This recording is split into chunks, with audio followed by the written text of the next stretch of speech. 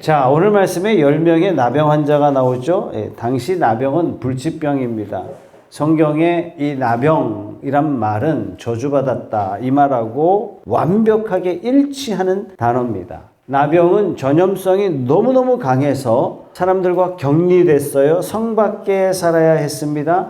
그야말로 오늘날 사회 거리 두기의 원조라고 할 수 있죠. 나병 환자도 보통 사람들 가까이 할 수 없었고 일반 사람도 나병 환자들에게 가까이 할 수 없었습니다. 그런데 이들이 예수님을 만났습니다. 여러분, 어떤 문제든지 예수님 만나면 해결되는 줄 믿으시기 바랍니다. 예수님 만나면 끝이에요. 저주도 끝이고 고민도 끝이고 절망도 끝이고 고난도 끝이고 가난도 끝이고 예수님 만나면 해결이 됩니다. 예수님, 우리를 불쌍히 여겨주세요. 강력하게 복을 달라고 요청하고 있어요. 이들이 예수님 앞에 또 하나님 앞에 잘 본 게 있나요? 그동안 하나님 앞에 칭찬받을 만한 게 있었습니까, 여러분? 하나님 앞에 이쁨 받을 만한 어떤 행동을 했습니까? 아무것도 없었어요, 여러분. 그런데 예수님은 아주 쿨하게 응답해 주십니다. 여러분 중에 내가 내가 어떻게 하나님께 이걸 달라고 기도해? 양심이 좀 있어야지. 어떻게 그렇게 기도할 수 있어? 그런다고 돼? 네가 잘해야지. 만약에 이렇게 생각하신다면 하나님을 대단히 오해하고 계신 분이에요. 양심도 없이, 염치도 없이 나병을 고쳐주십시오. 이렇게 요청했는데 예수님은요, 아무 대꾸 없이 아주 쿨하게 10명의 조건을 다 응답해 주셨어요. 14절 보세요. 예수께서는 보시고 그들에게 말씀하셨다. 가서 제사장들에게 너희 몸을 보여라.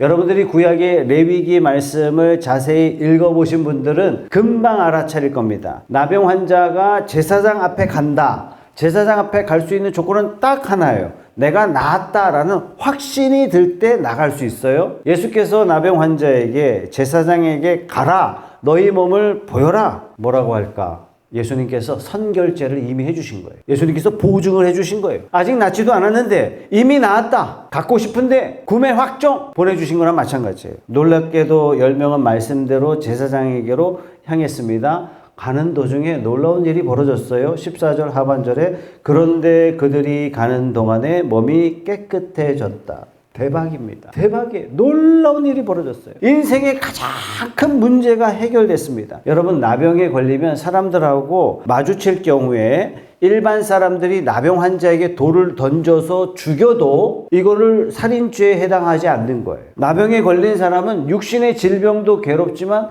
뭐가 더 괴로워요? 만인으로부터 경멸의 대상이에요. 그렇다면 나병이 치료된 것도 기쁘고 감사하지만 무엇보다도 사람들 앞에 편견 없이 나갈 수 있다는 이 기쁨이, 다시 말해서 인간 취급 못 받았는데 인간으로서의 그 존엄성이 인정된다는 이 자체 하나만으로도 어마어마한 거 아니겠습니까? 자기 일생에 대변혁이 일어난 거예요. 내 인생의 최대의 숙제가 해결됐습니다. 누구도 해결해 주지 못하는 그 문제가 해결되고 말았어요. 그런데 이런 복을 받았는데도 감사하지 않았어요. 복은 내려왔는데 감사를 올리지를 못했어요. 우리 신앙이 이럴 때가 많죠. 우리가 기도 제목 가지고 기도하고 하나님 응답 주세요.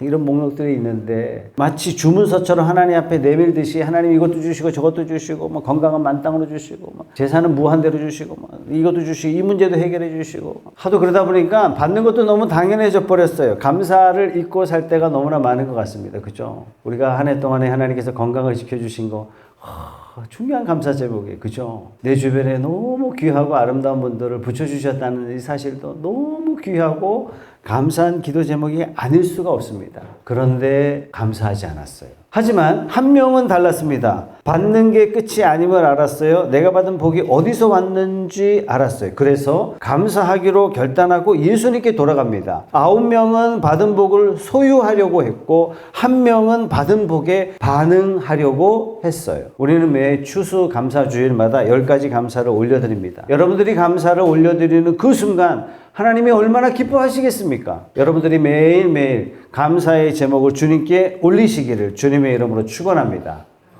10명 모두 예수님의 명령을 기억했어요. 가서 제사장에게 네 몸을 보여라. 9명은 이 명령을 완벽하게 수행했습니다. 이들은 기억력이 아주 좋았어요. 레위기 말씀의 절차대로, 레위기의 매뉴얼대로 움직였어요. 낫는다, 제사장에게 간다, 확인받는다, 사회로 복귀한다, 일상의 행복을 누린다. 이들은 시스템을 정확하게 따랐습니다. 우리 주변에도 이런 분들이 많죠. 사회가 규정한 매뉴얼대로 원칙의 달인들이 많습니다. 이럴 때는 이렇게 하고 저럴 때는 저렇게 하고 규칙을 완벽하게 기억하고 그대로 행합니다. 그런데 이걸 왜 하는지를 잘 몰라요. 9명은 제사장이라는 이 시스템 안으로 들어갔어요. 왜요? 이들은 치료 확인서가 필요했어요. 왜 제사장에게 갔어요? 치료 확인서를 받아야 세상으로 나아갈 수 있으니까. 그런데 한 명은 달랐습니다. 15절 16절 읽어볼게요. 그런데 그들 가운데 한 사람은 자기의 병이 나은 것을 보고 큰 소리로 하나님께 영광을 돌리면서 되돌아와서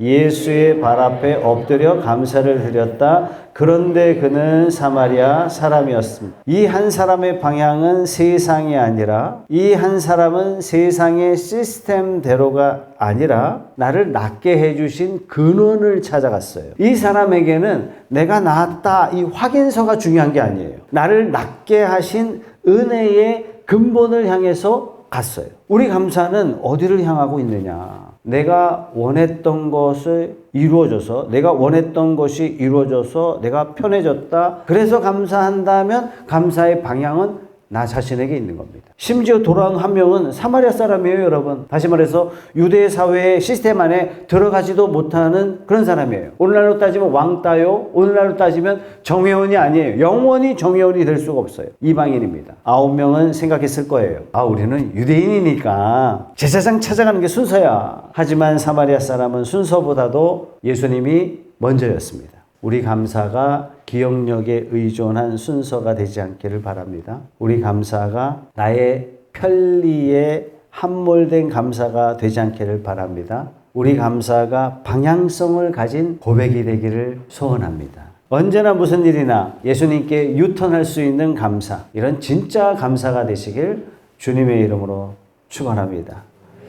오늘은 추수감사 주일이에요. 우리 교회로 본다면 가장 큰 감사 이벤트가 있는 날이죠. 우리는 1년 중에 가장 감사하는 척하기 좋은 날이에요. 그죠? 9명의 나병 환자에게도 치유는요, 엄청난 이벤트예요. 인생 역전의 이벤트입니다. 고대하고 고대했던, 스스로 해결할 수 없는 가장 큰 문제가 해결되는 이 놀라운 일이 벌어졌는데도 불구하고 이 사람들은 땡큐하고 그냥 끝냈어요. 아마도 그동안 만날 수 없었던 사람들을 찾아가서 잔치를 벌였는지도 모르겠어요. 하지만 예수님께서는 이런 이벤트를 몹시 싫어하셨습니다. 17절 보세요. 그래서 예수께서 말씀하셨다. 10사람이 깨끗해지지 않았느냐? 그런데 9사람은 어디 있느냐? 예수님은 단지 치유만 주시려고 한 게 아닌 것 같아요. 예수님은 감사를 통해서 관계를 원하시는 것 같아요. 돌아와 감사를 표현한 이 한 명에게 예수님께서는 충격적인 말씀을 선포하셨어요. 저는 이 말씀을 지금도 읽을 때마다 충격이에요. 19절 말씀 다 같이 읽어봅니다. 그런 다음에 그에게 말씀하셨다. 일어나서 가거라. 내 믿음이 너를 구원하였다. 충격이에요.